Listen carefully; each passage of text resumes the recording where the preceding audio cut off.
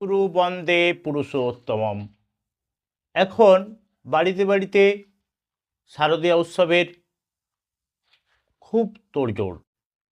শ্রী শ্রী ঠাকুর অনুকূলচন্দ্র বলেছেন, মা দুর্গাকে কখনো মাটির প্রতিমা হিসাবে দেখিনি।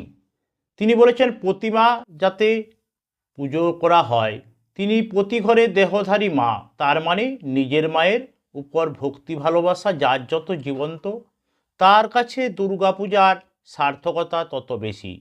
নিজের মাকে খুশি কর্তৃত্ব না করে হাজার ঢাকঢোল বাজিয়ে দুর্গাপূজা করলেও কোনো ফল হয় না। শ্রী শ্রী ঠাকুর অনুকূলচন্দ্র তাই বলেছেন, ভগবতী পূজা করি তার মানে নিজের মাকেই উপাসনা করি। তিনি শুধু পূজার বেদিতে দশভুজা প্রতিমা নন, ঘরে ঘরে জীবন্ত দ্বিভুজা জননী, প্রতিটি ঘরের মা, জগতের মায়ের একটি রূপ। শ্রী শ্রী ঠাকুর এই কথা বললেন। সকলকে জয় গুরু বন্দে পুরুষোত্তম।